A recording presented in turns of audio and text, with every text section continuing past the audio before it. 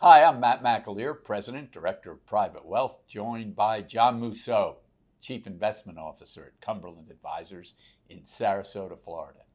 Today we will be discussing our thoughts on the second quarter of 25 and how action in both the equity and fixed income markets affected Cumberland's strategies over this period. We'll cover our broad strategies on the equity side first, then we'll go to John on fixed income, and follow up with our thematic strategies in the tail end. In terms of what happened broadly speaking, boy, real bounce back from Q1 for growth. Unbelievable. Yep. NASDAQ and growth, which took it on the chin in Q1, had a real tailwind going through the back end of April into May. You see the performance there in green of the Qs for the second quarter, up over 17%. Very strong performance. You did get positive performance out of the Russell 2000 and mid-caps, which have been struggling from a relative standpoint. At least they were showing some relative strength. In terms of our U.S. core portfolio, obviously strong large cap growth performance, where we had some value, a little bit of an anchor or drag on performance. But in terms of our diversification, much more positive versus the last 2 years in terms of diversification being helpful. Right. In Q1, it was helpful to the tune of 200 basis points of outperformance versus the S&P 500. Right. Now, it gave some of that outperformance back, but unlike previous years where you didn't get any performance outside large cap growth, at least there's more things working. Yes, a selection of things. Right. And talking about more things working, Moose, international, which is the next strategy I'll mention, and we run an international and global equity strategy, for the first time since 17, and the second time in the last 15 years, international indices ahead of the U.S. indices at the 6-month mark. Came out of the wilderness. Q2. We had very solid performance internationally. Our global equity strategies are, our leading strategy year to date. And what's really been helpful in that area, John, and if our viewers take a look at the chart on the screen, we're overweighted areas of the international markets that have some tech allocation. Right. Taiwan were 2x the benchmark. Netherlands were almost 3x the benchmark. You may say, what the heck is Netherlands? Well, that's ASML, one of the largest semiconductor equipment companies in the world. Taiwan is obviously 20% Taiwan Semi. So we got some draft in there. International performed very well. Some of the areas that were volatile or weak, areas that we're looking to pick up a little bit, small allocation to Latin America, like to see it trade a little bit better. In terms of our active passive strategy, this is our third broad strategy. Keep in mind, active passive is 60% equity, 2/3 S&P 500, 1/3 mid-cap 400, and then it's 40% fixed income, which John will cover in a moment. Active passive, the key, what's the key to active passive? When we trade somewhere outside that 60-40 ratio to a 65 equity or a 55 equity, that triggers a trade. In active passive, some of that weakness in the early part of the year triggered some rebalancing. Right. Perfect. That forced buying low, or as we like to say, we like to sell greed and buy fear, was helpful. And we had fear. We had an awful lot of fear.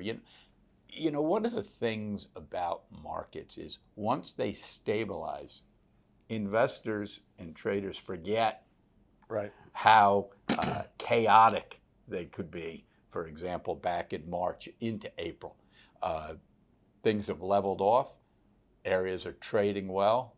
Active passive's doing its job, acting as a foundation strategy within an overall allocation. So our U.S. core trading well, international trading very well, active passive trading well. Moose, what do you have on bonds? Boy, the quarter in bonds, Matt, was kind of the tale of two parts of the yield curve. You know, you had in both treasuries and munis, you had yields on the front end of the yield curve come down. Yields on the longer end of the yield curve were up. What's really being masked there, though, is the amount of volatility that we had. And a lot of that was driven early in the quarter. With treasuries, it was the talk about tariffs, Right. putting tariffs on, walking them back, talk about firing Jay Powell, not firing Jay Powell. That caused tremendous consternation in the bond markets at the beginning of April. And so what happens, people move to the front end of the yield curve because they feel more safe there, and they ignore the longer end of the yield curve because they feel more risk there, which really has nothing to do with the economics as much as, unfortunately, it has to do with the politics, because the economics have been very good for the bonds. When you look at inflation coming down consistently, Right. The Fed saying that they're on hold because they want to see what the effects of tariffs are. We'll know more as we go forward, of course. Our view is that the economy is slowing down gradually. We think the Fed will cut later this year, probably not, this month, but sometime down the road they certainly will. And you're starting to see a little bit of controversy within the Fed. Other voices are speaking out and saying, hey, we do need a cut, right? And listen, there's lots of anecdotal signs. We've talked about it a lot. Credit card delinquencies, announced job reductions in many major companies. We know that the jobless claims have continued to ratchet up and the continuing claims have stayed high.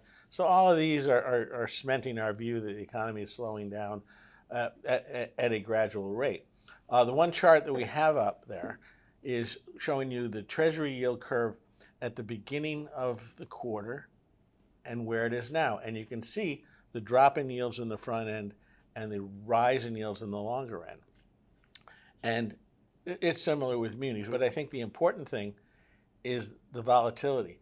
At one point in time, the 10-year Treasury, which began the quarter at a 420 and is a 423 at the close of the quarter, at one point hit a 470 in April, and it was as low as a 390 also in April because of all the volatility. Yeah. So, as you and I have talked a lot of times, you can't ignore the politics, but you don't want to manage based on politics. You want to basically manage on economics. And we feel very strong on bonds because particularly where we got some performance out of the shorter end, you lost a little bit on the longer end.